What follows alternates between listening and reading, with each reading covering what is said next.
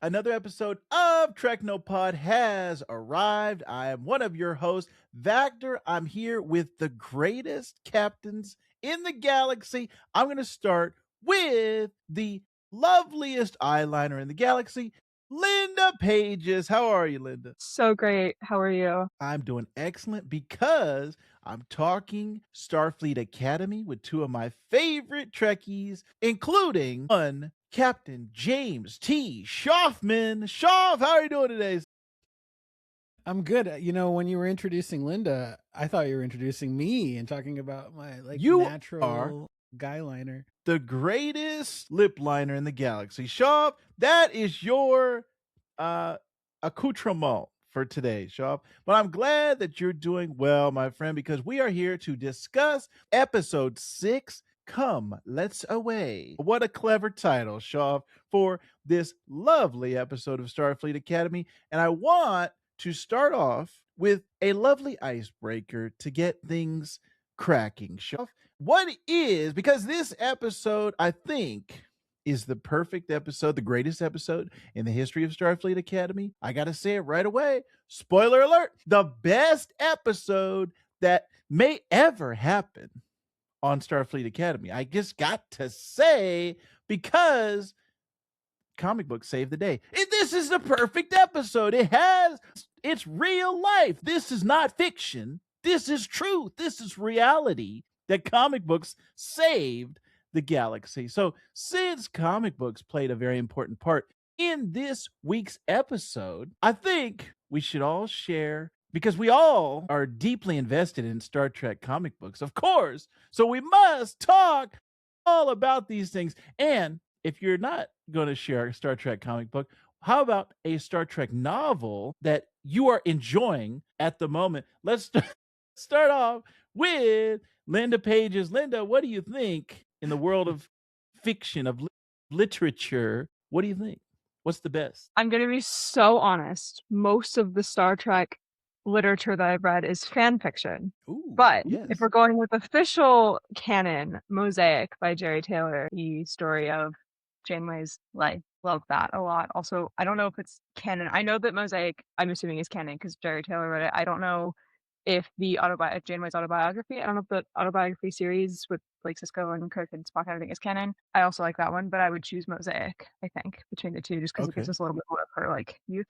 And the only Voyager comic or the only Star Trek comic that I've even started was the Voyager Homecoming one, but I'm sorry, I downloaded it to my iPad and then I know, I'm sorry, I will though, I will. Okay. Maybe I'll do this. Well, we will forgive you for that, for your Thanks. trespasses, Linda. Schaff, what do you think? What say you, sir? What is the best Star Trek literature at the moment? What's your favorite, I should say? Ooh, tough call. I will say I have a fair amount of Star Trek graphic novels. I've also am actively reading the Voyager Homecoming comic book series, as well as The Last Starship, which has been fantastic. I don't want to spoil any of the stories there, but if anyone felt like they wanted more Cisco than they got this season on series Acclamation Mill, that episode, I would highly recommend getting into the IDW Star Trek series, specifically the mainline series, because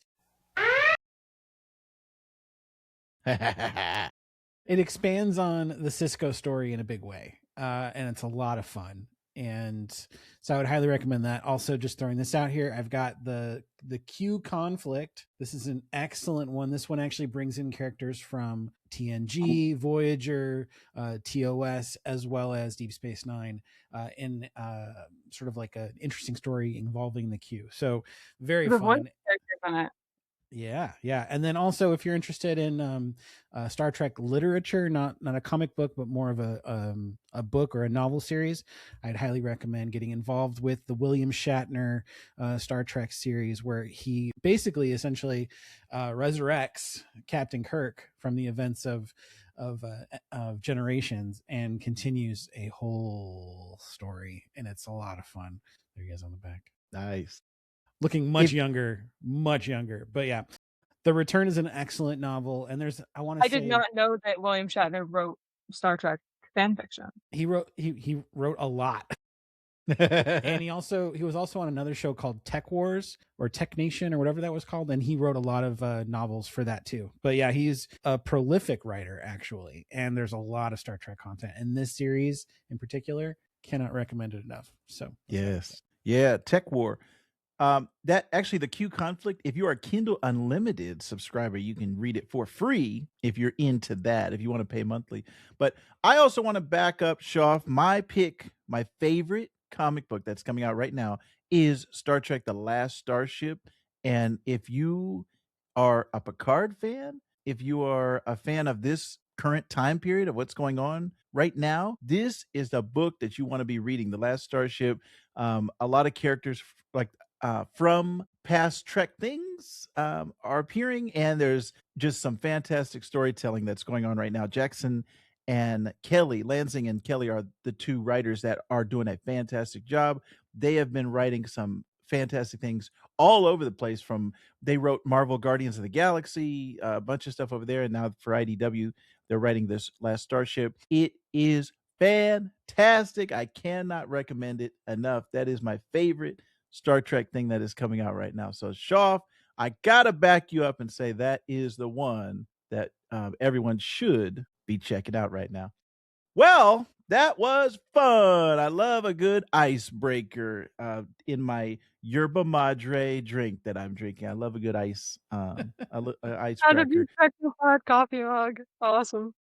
which Shoff designed. And Shoff, are these for sale? Can people get these anywhere? Are these exclusive? Are these exclusive? currently they're exclusive, but Okay. they should be for sale. I just haven't publicized the link. Ooh. And I'm not 100% Maybe. sure if the artwork is attached to it yet, but Oh, okay. Well, tell us in I the would say comments. it's not ready for public consumption, but it sure should be. Let us Speaking know of if you. items we have with our Treknopod logo, our Treknopod popcorn buckets, I really wanted to keep mine. So my parents like washed it for me and brought it to school, and I was like, okay, well now I have to figure out something to do with it because I really wanted it. I think what I'm gonna do with it is I'm gonna fill it with friendship bracelets that I'm gonna make to take to STLV this year. Ooh, I'm gonna make nice. I love friendship that idea. bracelets, A and good I'm really use excited of about the space. it. Yeah. Mine still sounds has popcorn in it. fantastic. What? Still? Yeah. Which I may or may not have eaten recently too. So You haven't been watching enough Star Trek, Shoff, and eating popcorn. Come I guess on. I don't have very discerning taste buds. Stale popcorn Eee. is just as good as fresh pop. Oh, wow. Well, I don't know about that. But on that note, let's get into our spoiler discussion. Red alert. Red alert. Red We're going to be alert, talking red alert. about spoilers for this episode. Like I said, season 1, episode 6 of Starfleet Academy, which is why you're here anyway. If you're watching this or listening to this, we are going to be talking all about the show. And like I said, I already gave my initial impression. The best episode ever. It won't be topped. It won't be topped. I can't do it, Shoff. I can't do it. I cannot create a better episode than this one. But I am curious to hear what my co-captains thought about this episode. Linda, how'd you feel about this episode versus last week's Sam episode? I love it so much. I loved the series Acclamation Mill, but I didn't feel as connected to it, I think, as a lot of other Trekkies did because I haven't finished Deep Space Nine, so I don't have that connection to it. So I thought it was an incredibly well done episode. I still thought it was very emotional and very deep. I just didn't feel the personal connection to it as much. However, this episode, I did cry, and I've now cried over this episode 3 different times. The first time was the first time I watched it, and then I watched them when they come out, and then I watch them every Sunday night with my roommate Emma, and I do a whole series of that on TikTok. If you're interested, go check it out.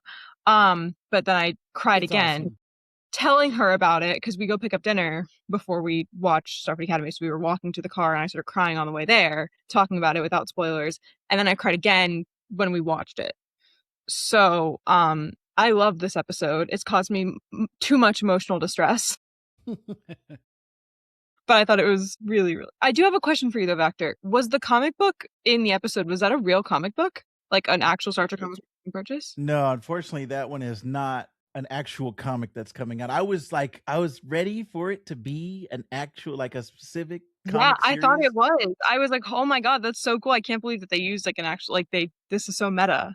I was disappointed when I found out that it was not, but I'm hoping maybe in the future, maybe the positive reaction of this episode will give us some screen time of Star Trek comic books and tell us what's going on in the future. Because I was actually listening to a podcast and they were saying, why is there actual physical paper in the future? Why isn't it just everything on screens? And I was thinking about that and I was like, that is interesting. I wonder Well, I feel 800,000 years. I mean, yeah, well, wait. Oh, I thought you meant like 800,000 years. I was like, it has not been 800,000 years. 1 million Yes. Also, though, years. I think like there are still people who learn to write on like, you know, in really fancy ways or in like really, you know what I mean? Like, I feel like that was like a weird way of saying that. But like, I feel like even today we still use maybe not like writing on stone, but aside from that, like, you know, Well, I can see. people still, yeah, they still collect vinyl, and there's still certain Yeah. physical things Yeah. that are out. It's just more of a niche thing. This one, if it just, I felt like it was. I did agree with the podcaster. I was like, that is interesting. That most things take place on a screen, and this was actually a physical piece of paper. Well, but it was both. It looked nice. Yeah, they It did was show both it on the because- tablet as well. Yeah, he like, you know, transferred it from his own like tablet to, you know, for the computer to swipe through, and then that was a digital I mean, file, and that then is there quite was really the physical quickly one that he placed on top of his body. Yeah. Yes. That's how I have like the comic book that I have, the Voyager one. Like that's how I have it, is on my Kindle, Yeah. like Yes. or on Yeah. my iPad. So and that makes sense to me that would be. Yeah. I felt like the computer was reading it way too slow. Don't you? Like, I'm like, I can read a comic book It's faster like, than that. yeah, cut it some slack. If you woke up for 100 and a half, you would be a little slow too for a few minutes. Give me a second. Like it's okay. Yes. You have I'm to remember, very happy. AIs are, you have to think of it as like data or like the EMA. Like it's still an AI. Like AI is so advanced now at this point in the future in Star Trek that you need to treat it like almost as if it's biological. Like it doesn't. It still. It might need a minute. Like it's not perfect. That's true. I mean, it was stuttering and repeating Yeah. itself. So yeah, It's a little broken. fair. Yes. Speaking All of, right, I give up. Speaking of things that were stuttering and on repeat, Shoff, that opening scene, what did you think of the lovely Caleb and Tarima? What did you think about that scene, Shoff? You know, I Linda, what did you think? I felt bad for all of the people that did not give Starfleet Academy a chance after the first episode. Those sorry suckers missed out on some serious skin in this episode. I would say perhaps the most skin Star Trek has ever shown, or at least length of time. Explicit scene that we've seen in Star Trek. I mean, I know we've had like you know, implied like stripper or prostitute aliens, but have we ever actually seen like is this the most explicit scene we've had in Star Trek? So yeah, it's hard to say. I mean, it's definitely it's not just because like I was watching Voyager the other day and there was that doctor episode, Tinker Taylor blah blah blah, Tinker, blah whatever that one's called. Dr. Hunter Spy. Yeah, and like at one point he's painting a picture of Seven and Seven is naked, and even like Harry is in that scene. It's all happening like through like his like daydreams. Right. Like Harry Kim is like standing there like just staring at her topless. You don't and like, granted, you only see her from the back, and then you see the pictures that he's done, which are conveniently not showing anything about the boobs. So I'm like, I just feel like this was a steamy scene. Like it wasn't just like nudity or, you know, the implication of nudity, but it was very much like intimate, like sensual moments shared between two people. And the music was great. Everything, the way it was shot was awesome. Marvin Gaye was playing in the background, I think, right? Sure. Oh no, I was hearing "Let's get it up." Okay, I'm gonna say something about this scene. Thank God, because this is a part of what I wanted from Starfleet Academy was like the college experience, but in the Star Trek universe. This is definitely part of the college experience. It would have been irresponsible of them to not include this like romantic sexual aspect of being in college, because that's part of what it would have been, overlooking like a huge part of like this like self-discovery and exploration that happens in college. Number two, thank God they just made it a sex scene, because in Enterprise, it's like they wanted to, but they did everything other than sex, right? Like, we're gonna rub each other down with this what's obviously supposed to be oil in this decon chamber, and we're just gonna get naked in our underwear constantly and touch each other. Like, I was saying then, like, just make it a sex scene. Like, if you're gonna, that's fine, just do it though. Why are we doing this? This is insulting to a viewer. So I'm very glad that they just did this and didn't make it some kind of like, like, it's obvious there was romantic and sexual tension between them, and they were like exploring that. It wasn't like hidden behind something else, like it wasn't like accidental innuendo. You know what I mean? Like, it was just what it was. I much prefer that to this. Like, we're going to over sexualize these everyday tasks so that we get this sexual appeal without actually making them have sex. Well, and one cool thing about the scene is that not only does it serve the purpose of showing them furthering their relationship, but it plants the seed that we're going to need later in the episode, which is her ability to reach Caleb, go into his mind, and which is a way that she's going to communicate with him later on.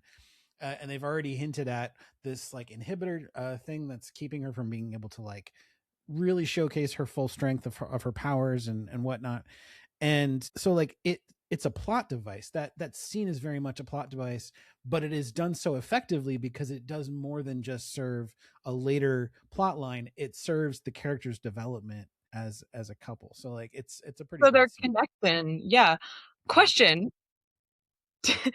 Was the only way she was able to have that connection, like that mental connection with Caleb, was for them to have sex? Because if so, did she just announce to every superior officer and professor that she had at Starfleet Academy that she and Caleb were sleeping together?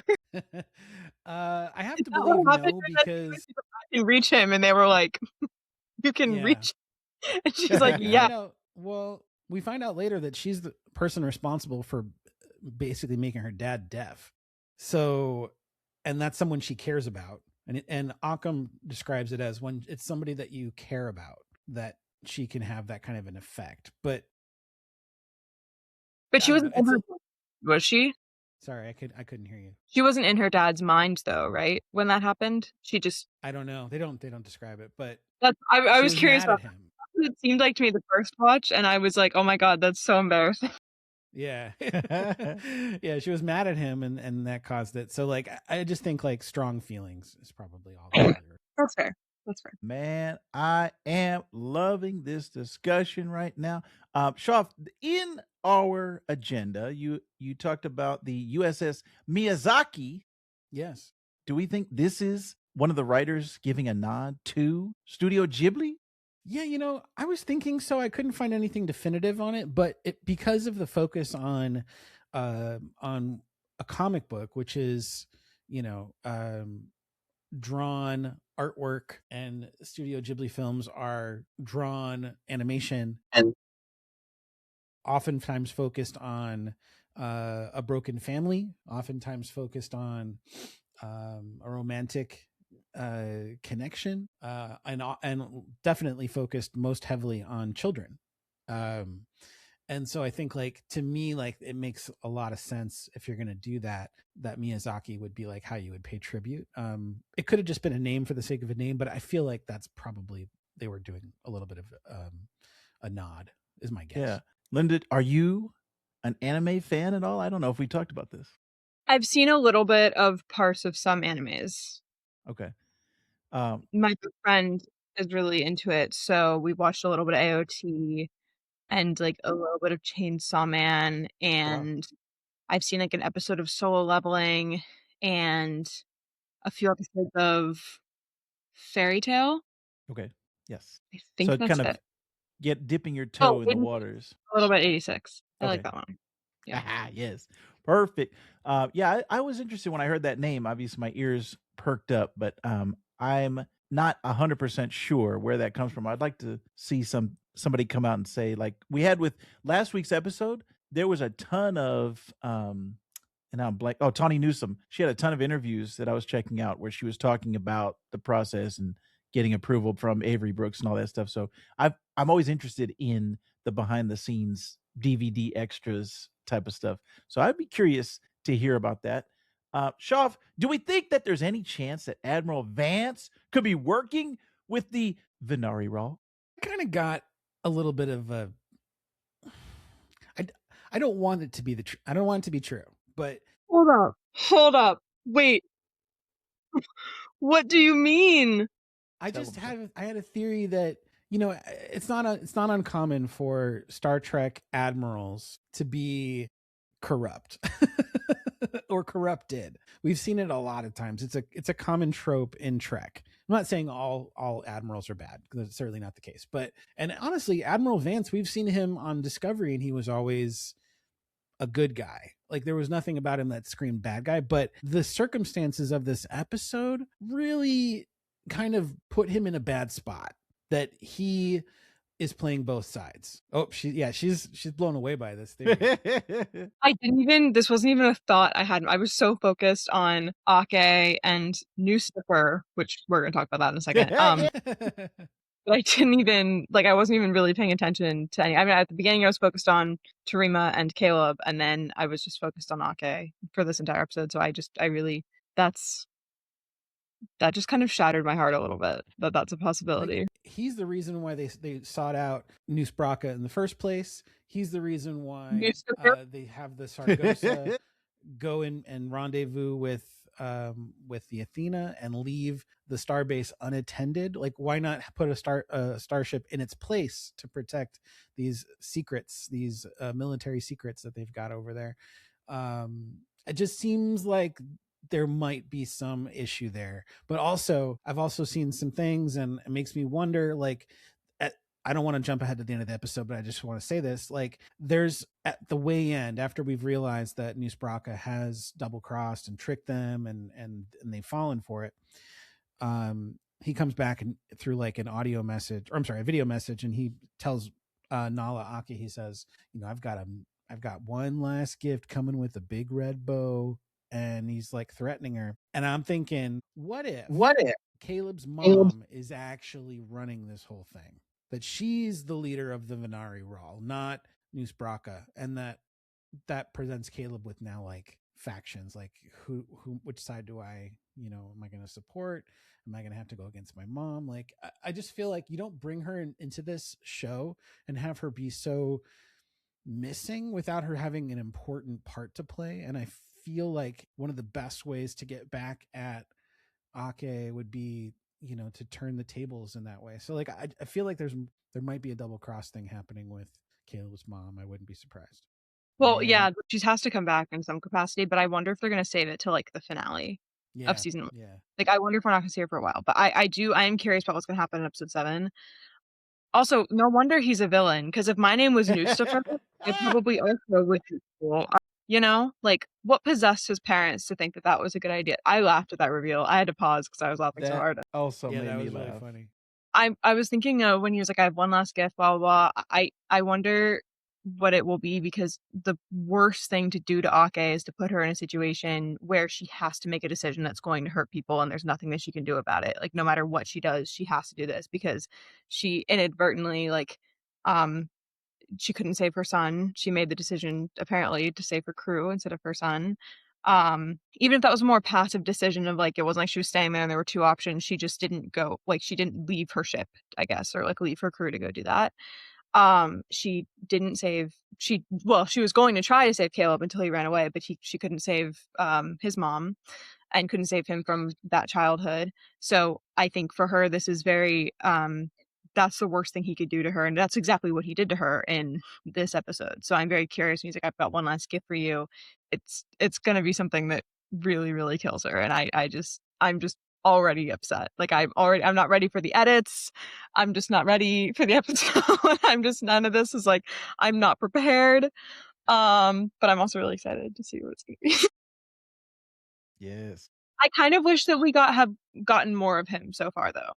So I was happy he came back. I'm ready to see more of him. Obviously, he's going to be in the finale of season 1, but I wonder if we're going to get more of him before that. And I kind of hope that we do. Yeah, I think this was a great episode for Nustifer. And when you first saw him in episode 1, he was chewing up the scenery and he was like the rhino in Amazing Spider-Man. But I feel like this episode, it was like, oh, this is why you get him. This is why you cast him. He did a great job. This is like an expansion of the character, and you're giving so much more for the audience. So I thought this was a fantastic thing. One more thing before we got to get out of here due to time restraints. But one more thing I wanted to say real quick. Thoughts on the loss for this episode? Was the death in this episode the thing that made Linda's tears come out? Oh, don't remind me. She's thinking about it right now. Yes, it was necessary to kill someone because it raised the stakes for the show, and also it gave all of the cadets an interesting plot line to focus on. If I had to kill someone else, if I got to decide who died in this episode, I probably would have killed Kyle instead, because I think it would have given Jaden a really interesting plot, and especially a really interesting arc with Darrow. Yes, I can see that. I think that would have been really interesting to see. I didn't want anyone to die, but if I had to have picked someone, but I do think that it was a good idea to have a death, because it just, like, all of them having to deal with this first loss, because they're first-year cadets, and also they're the first-year cadets in a very long time, so they don't have much of a framework to work with here. So I thought that this was very interesting. I just hope that they don't just move on from it. I hope that they take the time to actually like work through it and see what happens. Right. Hopefully there'll be ramifications in the next couple episodes. Shoff, before we get out, did you think it should have been one of our main core group that we've been following that got the axe? I mean, they were damaged enough. So like Sam was pretty damaged, right? Like she got hit with something which normally you would expect it to have phased right through her, but in this case it didn't. It messed with her circuitry or whatever. So she needs like a specialist. And then you've got Tarima, who's in a coma. So the stakes are still high because she's definitely been impacted in a negative way. Yeah. I also am with Linda that I kind of thought it was going to be Kyle that was going to get the push and shove, but I was just starting to really like Bobby, and then he's gone, so that sucks.